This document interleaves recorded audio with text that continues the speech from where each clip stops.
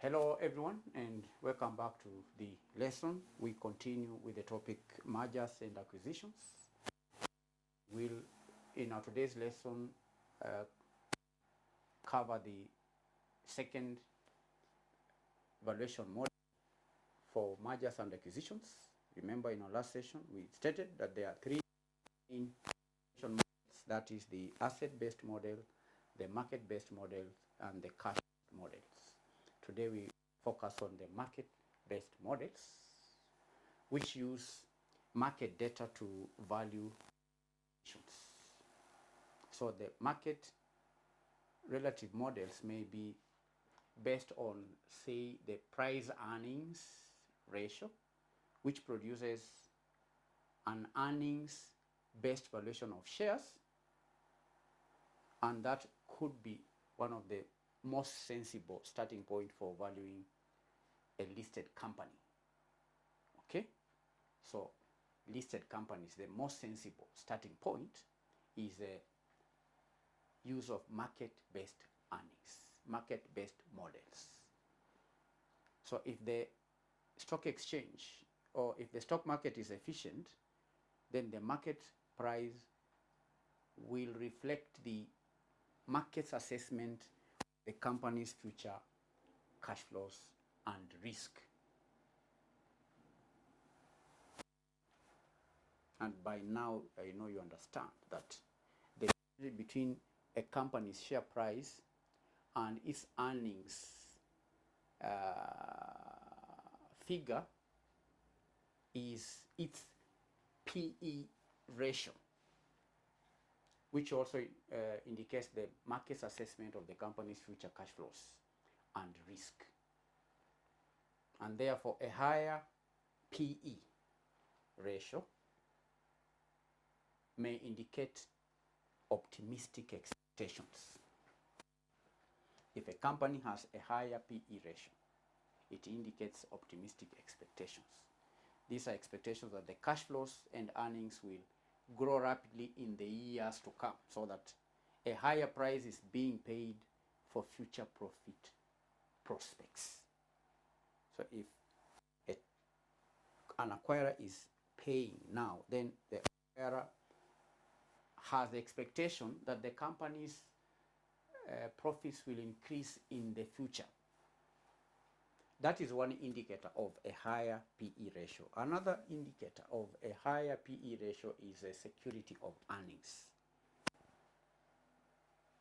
Security of earnings, such that a well-established low-risk company would be valued on a higher PE ratio than a similar company whose earnings are subject to greater uncertainty. So we have the PE ratio or method as one of the market-based models. So a PE ratio can be applied to valuing a takeover target by taking the latest earnings of the target and multiplying by an appropriate PE ratio. So you take the earnings, then multiply by an appropriate PE ratio. You understand? So market-based value, in other words, candidates, market-based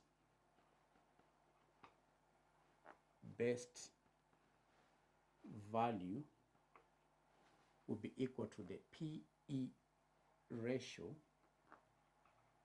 times the earnings, all right, of the target. Earnings of the target.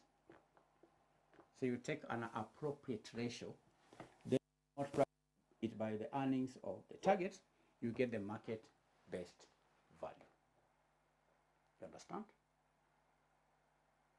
The earnings of the target shows the current profitability of the company. The earnings shows the current profitability of the company. Then the appropriate PE ratio, which reflects the growth prospects or risk of the company. So market-based value based on PE is equal to the appropriate PE ratio times the earnings of the target. All right. And candidates, earlier on I indicated that the market-based models could be used particularly for the companies that are listed on the stock exchange. If the company that is being acquired is quoted on the stock exchange, then the market value is clearly the minimum that the shareholders in the company would be prepared to accept. And that therefore there is it should be the starting point. The minimum amount that they could accept is what is trading in the market. Market value on the stock exchange. So we have the market value on the stock exchange. Then number 2, we have the price earnings ratio. What I've indicated here, the price earnings ratio. These methods could be based on the market value of on the stock exchange or the PE ratio, the price earnings ratio method.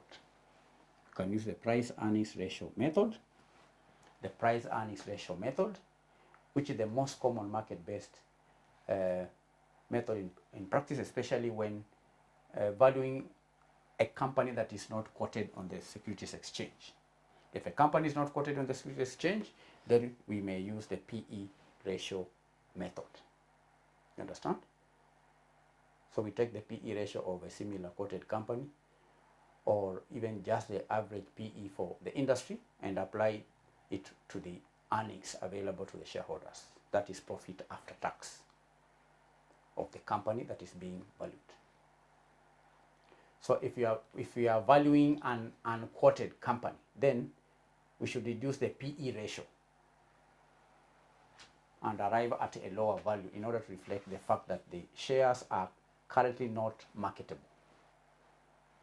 You understand? The PE ratio method. Then we have the earnings yield method. Earnings yield method. The earnings yield method or approach. Because candidates, whereas the PE ratio market value or the market value and the EPS value,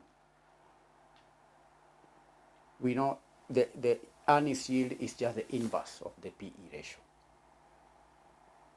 You understand?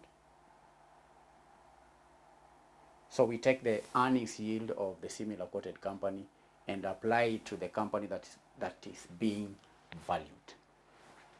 That is being valued. So we may have 3 approaches. Market value on the stock exchange when valuing a target, or especially the company that has quoted in the securities exchange. If a company is not quoted in the securities exchange, we may use the PE ratio method, or we use the earnings yield method.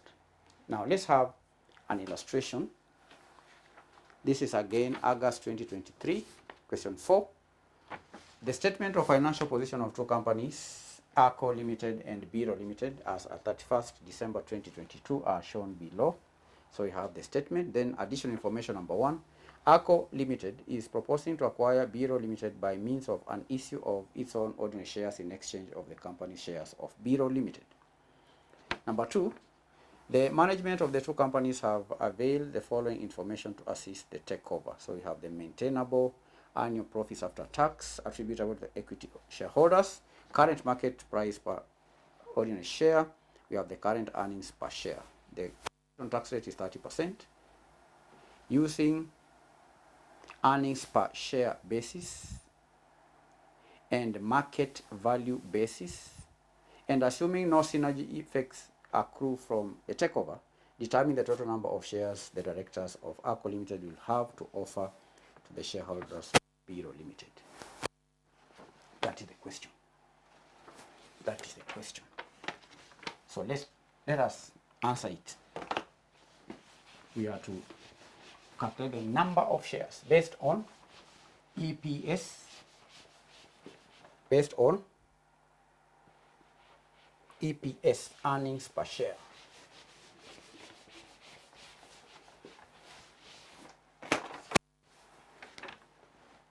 Illustrate. This is KASNEB past paper question.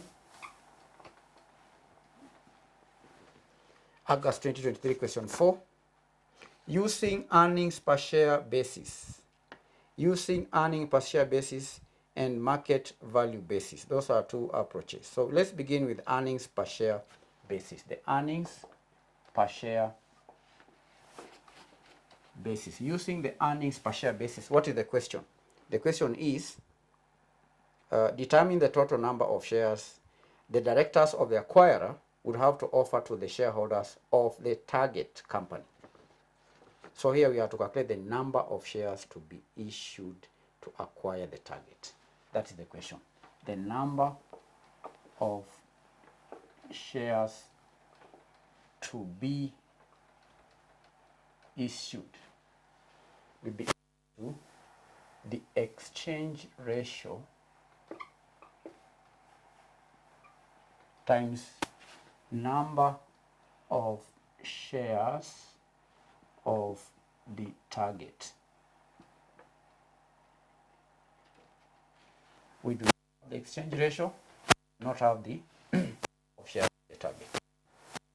Have some workings. Let me have the workings here. Workings. First of all, we need to have the working for exchange ratio. Exchange. We need to get the exchange ratio. And we are using the earnings per share basis. The earnings per share basis. So the exchange ratio would be the EPS of the target divided by EPS of the acquirer. EPS of the acquirer. So what is the EPS of the target from the question? From the question, not number 2, the EPS, do we have it? We have the current EPS is 2.4 and 3. So we have 3 divided by 2.4. What is the exchange ratio? What will be the exchange ratio? Calculator. That is 2.3 divided by 2.4. 3 divide 2.4. 3 divide 2.4. This is 1.25. Is it 1.25? Yes. So 1.25 is the exchange ratio. So we come here and plug in 1.25 multiplied by the number of shares is 5 million. We divide by 10.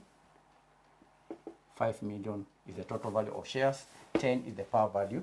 So we're going to have 500,000 times 1.25. The total number of shares to be acquired or to be issued is 6,000 shares.